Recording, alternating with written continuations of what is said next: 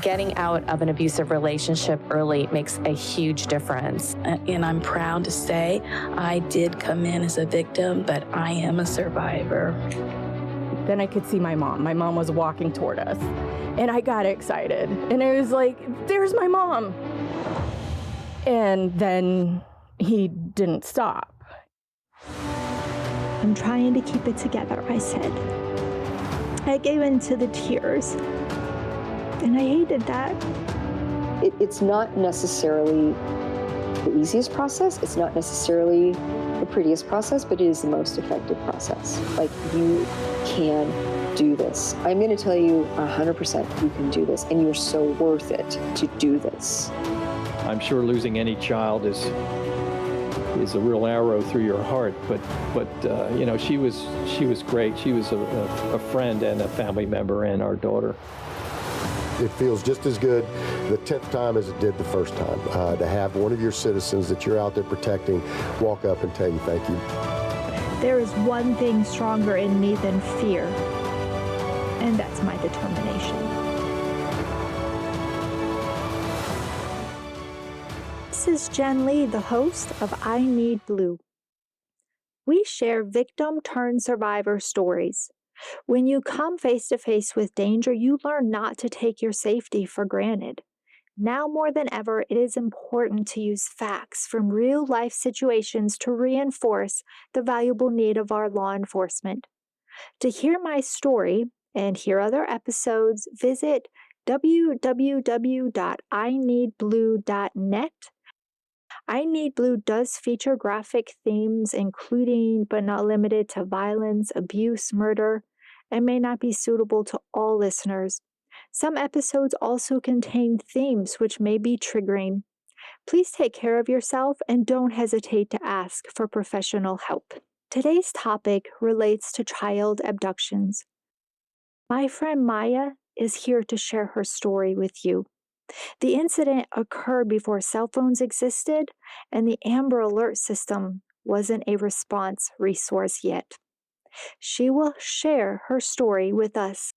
Thank you so much for having me. And I think one reason this resonates on so many different levels is because the story that I'm going to share is a similar story and yet has three different parts.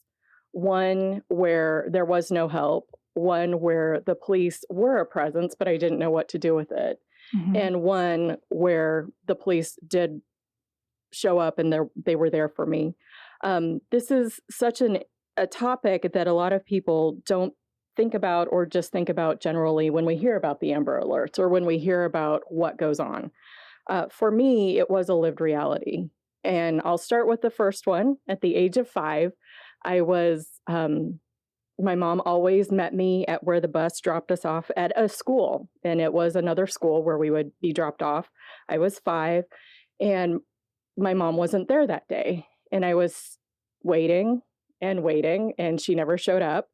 And I just decided, because what 5-year-old wants to hang out, especially when it starts to rain, that I'm just going to stay here because my mom said stay put. All I knew was she wasn't there. And what am I going to do? I started walking. And in order to get to my house, I knew the general idea. My mom and I walked to and from school every day. So I knew the general idea on how to get there. Colfax is a very, very busy street. We always had to cross it. And I remember her teaching me the lesson, press the button in the crosswalk and wait until you see the walk figure and then you can go. And I was daunted, scared. My mom wasn't there. It had started to rain, but I was determined I was going to make my way home. So at 5, there I am trucking down the road and I hit the crosswalk button and I'm standing there. And I remember feeling like I'm doing something bad, but I'm trying to find my mom, so it's okay. And I hit the button and I was so proud of myself when I watched and I made it across the street. I was so proud of myself. And at the other side of the street was a TV radio repair shop. And there was a gentleman there who was loading a TV or something into his car. And we'd passed by him several times. And he had told us, you know, every time we passed by, hey, come in, come say hi, was just very friendly, seemed to be a friendly guy. And this time he saw me by myself and he saw he was putting the stuff in the car, and he's like, "Hey, where's your mom?" And I said, "I don't know. She's late and I'm going home. I'm going to try to find her." And he was like, "Well, I'm loading this in my car, and if you just hold on a minute, I can take you home." And I thought, okay, you don't really, as a 5-year-old, you're not processing this is a bad person, potentially you should run. All I knew is that this was somebody that we had met.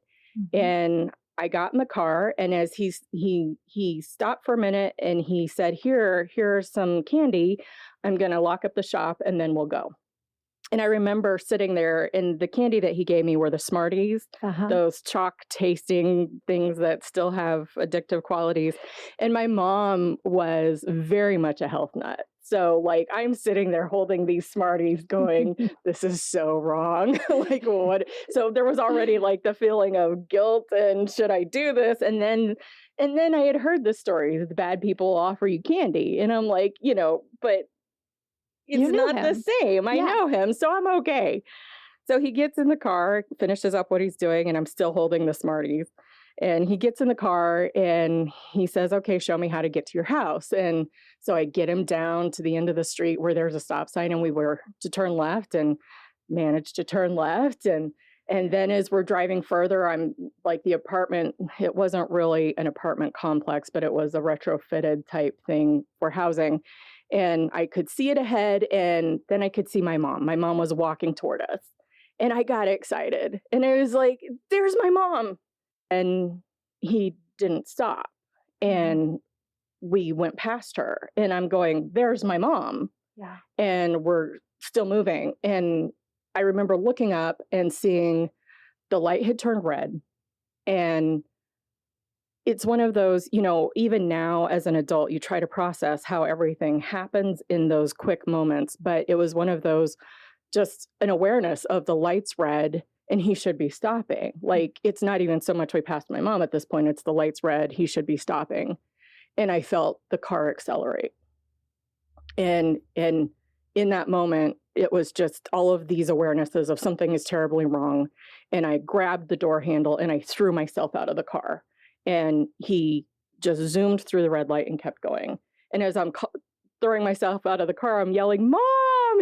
So she's turning around, and then my world's tumbling because he was going fast enough that I hit the pavement and rolled and scraped myself up pretty heavily.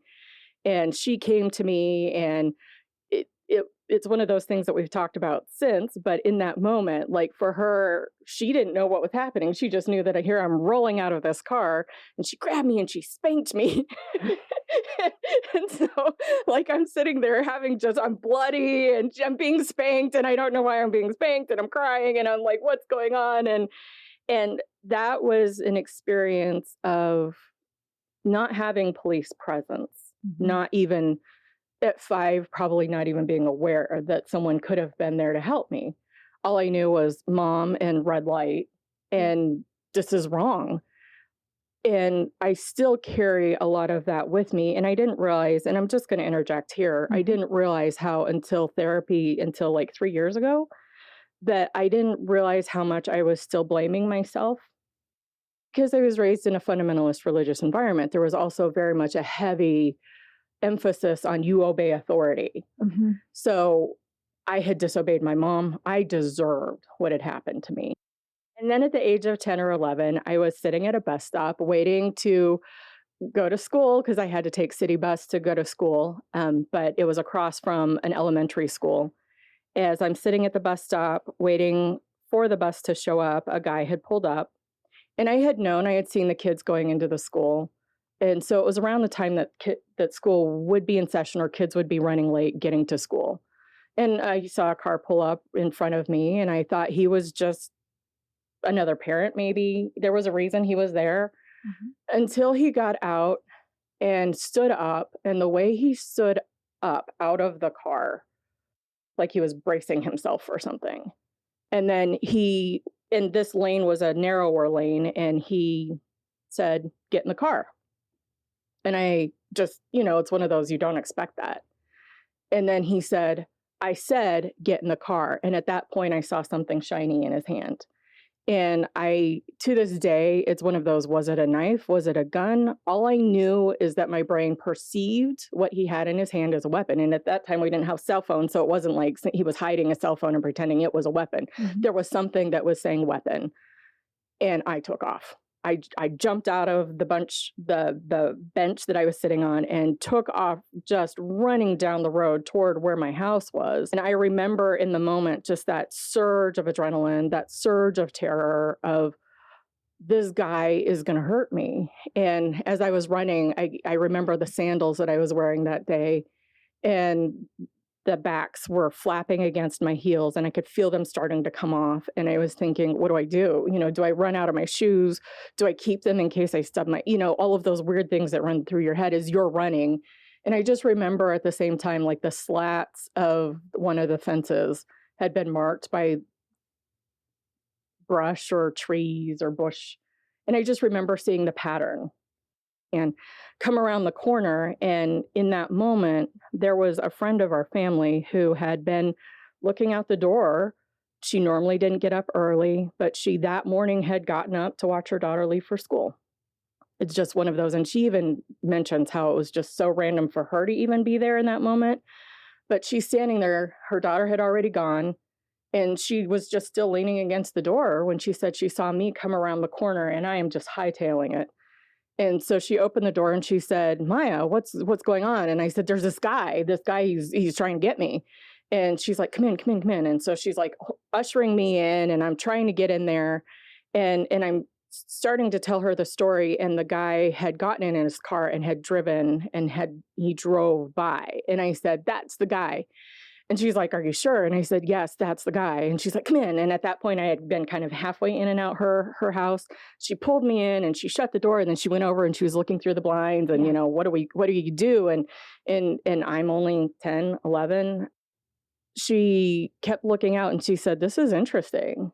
And I said, what? And she said, he's still going back and forth. And she likened it to like a shark, just going back and forth in the water, just circling. And eventually she didn't see him, and she called my mom. My mom couldn't leave from work. I was a latchkey kid. What they say about us, our generation, we were the first latchkey children, and we had to deal with things on our own. And so what do you do? My mom couldn't leave her job at the time, and so I sat there, and then she's like, I think, and she had things to do, and she's like, I think it's safe enough for you to go home. And I left and started to turn the corner for the complex to go toward our house. And he had pulled into a parking space, and he pulled out like he was going to come follow me. And I immediately saw him, ran back to her place, banging on the door. She opened the door. I'm like, he's still out here. And she called the police, and the police showed up. And I remember being, here dealing with all of this, not sure which direction, what do I do? My mom can't be here.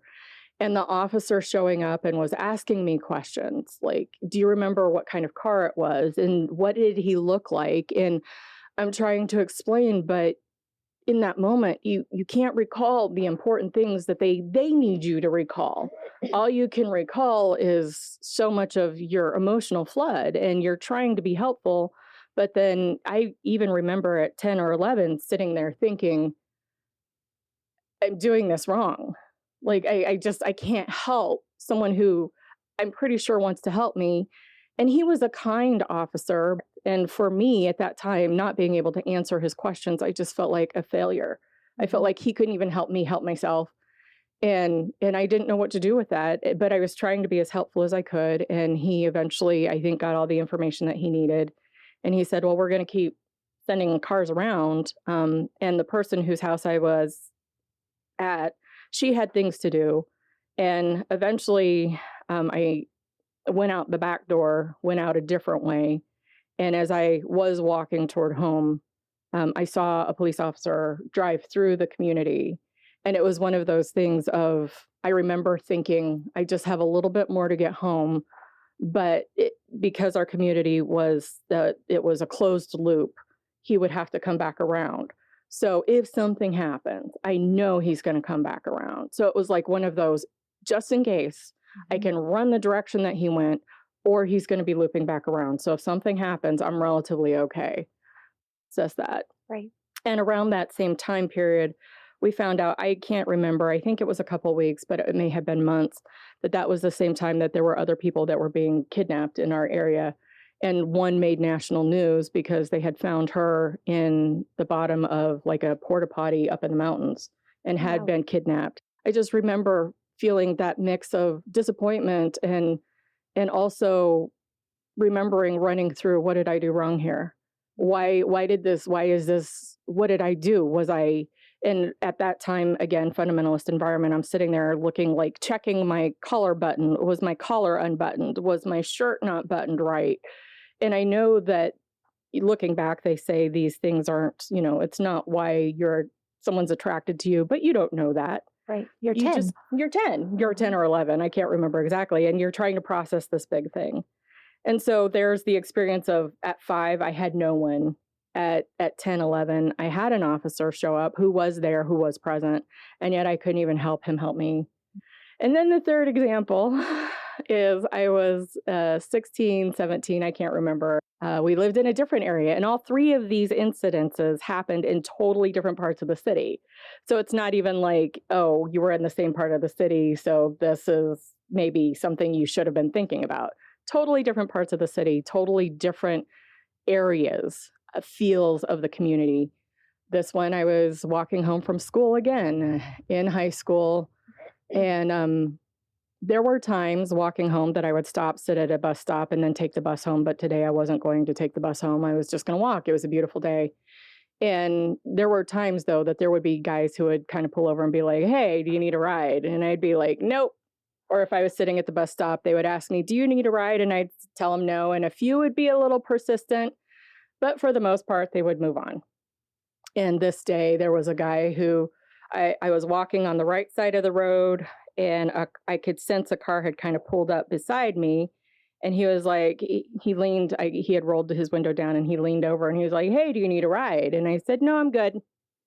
And I just was going to let it go at that. And the next thing I knew, I had come to the end of the street, and he pulled up in front of me and blocked me in.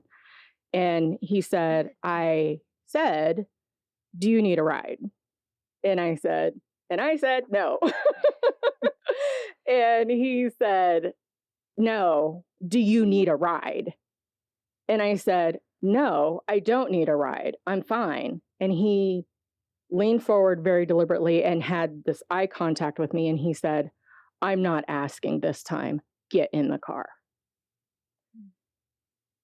And that's when the situation, I think there's always those moments for people who have been in these types of situations, a victim. I hate using the word victim, but where you've gone from everything's okay to nothing's okay. Nothing is okay at all at this point. And what do I do? And he's in front of me, blocking me in, telling me to get in the car. And the traffic to my left was a very busy road in the area that we lived in. I think it was 6 lanes. It may have been 5 lanes. I had some friends that lived relatively in the area. And my first thought, I remember thinking, do I run toward them? But I knew that they were probably a good half mile away. That's an immediate discard. I can't go to them. They're closer than my house, I think, but I can't go to them. So I immediately, the only thing I could think to do was I started playing Frogger across the traffic. And it was a busy road, and the lights were always synced up just enough that road was busy. It was always busy. And so here I am just like dodging lanes of traffic, cars going this way, cars going this way, cars turning in the middle, getting honked at, and I'm booking it across the traffic, and he takes off. And I think, okay, I'm okay.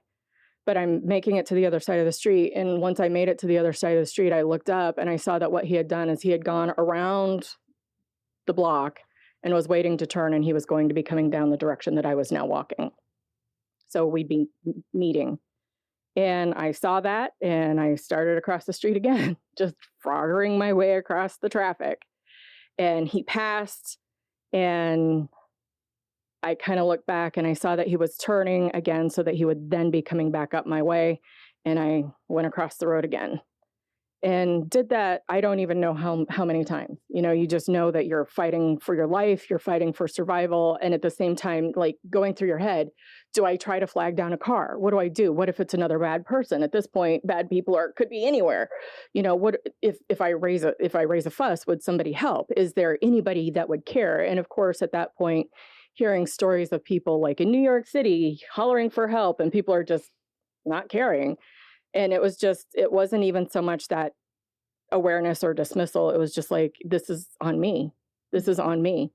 And I kept going back and forth. We did that several times. I don't know how many times we did that. But at one point, I did look back and I saw that there was someone who looked like a student from my school. I only could tell because she looked like she was a student. I didn't know her. I didn't know her at all. But I looked back and I saw her walking toward where I was, and I ran toward her. And I said, I'm so sorry, but I have this guy that's following me. Can you help me? Can I go to your house? Is there any way that I can go to your house and call the police? And she said, sure. And at one point, he had come by, and I pointed him out. I'm like, that's the guy. And she immediately shoved me to the inside, away from the road. And I still think about that gesture of how she was probably my age. And yet she was putting herself between me and him. Mm-hmm.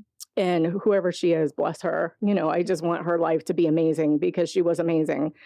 And so he went around again. And at that point, there was almost a confrontation the second time when he came by. And she was making it clear by her body language, you're going to have to go through both of us. And I'm sitting there going, now I've put someone else in danger. What do I do? Now I feel bad because I'm still scared. And yet for her, what if I also put her in danger? Now it's two of us. Two can outnumber one, but if he's a guy and he has a weapon, then what? And so I'm sitting there feeling guilty and yet wanting to get to her place. And at one point, the last time that he came by us, he slowed down and he very deliberately looked at both of us. And the look on his face was rage and menace and malice. And if he could have run us over, I think he would have. But we were on the sidewalk and he's not going to wreck his car. So we got to where near her house was, and she had the presence of mind to say, wait. And she kind of held me back a little bit, and she was watching, and he was taking another turn to loop back around. And she waited until we couldn't see his car. And then she said, run. And she grabbed my arm and we took off running, and she got me to her house. And we got into the house and she immediately called the police. And she's like, I have to go to work and there are things that I need to do, but you can stay here. Let the police talk to you. Stay here however long you need. And then when the police showed up, I even had a moment of, do I even answer the door? Right. And I was like, I'm pretty sure this is the police. But then you hear the stories of the people that dressed as police. And then you're like, is this really the police? Are you really who you say you are? Are you here to save me, or are you here to hurt me? And, just all of these things that are just flooding your system. But when the police officer got there, he was so kind. And I just remember in that moment when I fully could lean into, here was someone who could help. Just the relief I felt of, I don't have to do this by myself. And I'm also not putting this other person in danger anymore. And here's someone who can take care of the situation. And he was just so gentle when he was asking me questions about, like, do you remember what the guy looked like? What kind of car was it? All I could tell him was the color, pea green. And that was common among several of the people who had tried to pick me up. So, like, pea green is not my favorite car color. If I see that, I'm looking at you a little bit like, what kind of person are you? Not fair, but it's just one of those things, And so I was answering some of these questions, and then he was like, how far do you live from here? And I was like, really not that far at all. And I think he could tell that I was just so shaken. Mm-hmm. And he said, I'm technically not supposed to do this, but I'm going to take you home. And he said, just so you know, and he was letting me know ahead of time, which I was very grateful for. He said, just so you know, the car's going to lock on you. Don't be afraid of that. I can still get you out of the car if you need that. Like, his presence of mind, of recognizing what I was probably facing and dealing with is astronomical. I don't know what training that officer had, but he was amazing. He really was so thoughtful. And he got me in the car, and I remember just finally in his car sitting there, like I heard the door lock, and there was that moment of panic, but then also at the same time, like they can't get me now because I'm in the officer's car, and there's this space that protects me and this officer that represents that. And as we were driving to my house, I was feeling that, like that relief that just comes. And at the same time, across the radio came a report of a girl that had just been found in a warehouse that they estimated between 13 and 14 years old. And sorry, I tell myself I won't cry, and I do, just, because I'm sitting there and I remember thinking, they described her clothing. She was wearing a red sweater and blue jeans. And I remember looking down at myself, and I was wearing a white t-shirt with long sleeves to past the elbow because we were good girls. We didn't dress immodestly. And I was wearing a jumper that went to the floor.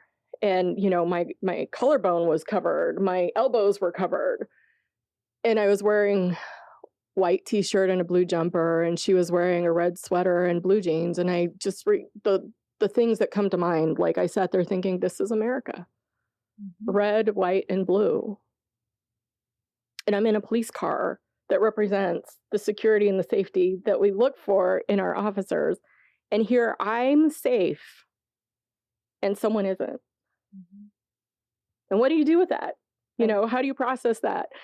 And I think either he looked in the mirror and could see my face, or just had the presence of mind where he just flicked it off, his radio off. And I don't think you're supposed to do that as an officer, but he did. And immediately started making chit chat, small talk, how's your mom doing? All of those things. And he got me to my house, and he was very kind and said, "Are you sure you're okay to go in?" "Yes, I'm home." "Are you sure you don't need me to call someone else for you?" "No, I'm okay." And he's like, "Well, I'm going to sit out here for a couple minutes. So once you get inside, if you need to look out, I'll still be here. And then we're going to also probably start rolling some units around here just so you feel safe." And they did. He did. Like I think he sat there for a good 10, 15 minutes, and he could have just been filling out the paperwork, but just knowing that he was there while I'm inside processing what just happened. Here are 3 different experiences, and how could I not think of those other experiences that I had too as I'm processing this one. And I remember just feeling that overwhelming relief, that sense of I made it home. And I've had to talk to my mom about it. And for me, being a child raised as I was always under the ministerial instructive that if you're a good person, good things will happen to you. God will make sure good things happen to you. If you're a bad person, bad things will happen. Here I'm a child. And how do you process that? And yet, as I've been talking to my mom about some of these things later in life, one of the things that she pointed out when I mentioned, why did you not see this as something that could be impacting me? For her, it was, well, you made it home.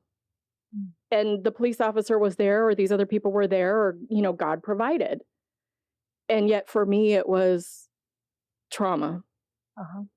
And yet, as what we've been talking about here, we do need the police officers. And if I hadn't had that one that showed up on that last round, I don't know what would have happened. Who would you call? What do you do in those situations? I wanted to ask you, did they catch any of the assailants? Not to my knowledge. Yeah. And that's also part of what hangs out there. Yep. And it is one of those things that at one point, I think it was after the one when I was 16, that I think it briefly crossed my mind, what if this is the same person? How do they know who I am? And am I safe down the road? Am I safe in the future? So shortly after that experience, where I went over to the store that was behind our house, and as I was about to go in, I saw the guy, the one who had just tried to, I don't know, weeks or months again, tried to tell me to get in his car. He was washing the windows for the store. And I remember just that moment of terror of, what do I do? And I ran home and I made sure he didn't see me. I ran home. And of course, as an adult, you're like, well, you could have gone inside. You could have said, there's this guy. Can the police come? But in that moment, you're not thinking those things. You're just thinking, get away, run, get away. And clearly, my freeze, flight, or fawn response is to run. Yes. When I was in college, that it hit me. If I had called the police, maybe they would have gotten him. Right. Maybe they would have had a predator off the street. And what if he was the guy that did hurt the girl that they had found in the warehouse, and then he was just on looking for someone else? Yeah. You know, it's all of those things that go through your head, and you go, for me, I used it as more guilt and shame. Yeah. I didn't help. I didn't get this bad guy off the streets. I couldn't do anything, and I should have. And that's something that I'm still working through. Maya, thank you for being here today. And as you say the words, I'm still working through, it is a process. Everyone is different. I'm not a doctor or anything close to it. I'm simply relatable through experience. This is what the I Need Blue podcast is about: being relatable, understanding, and listening to each other. For some, sharing and not feeling alone is a healthy step to take. Only you know what is best for you. If your day is here and you want to share your story, reach out to me on our website, www.ineedblue.net. To hear this podcast and all of the I Need Blue episodes, visit www.ineedblue.net, or you can listen on any podcast platform. Again, thank you to our police officers, our law enforcement, and all of our first responders. Thank you for listening to I Need Blue, and we look forward to you joining us next time.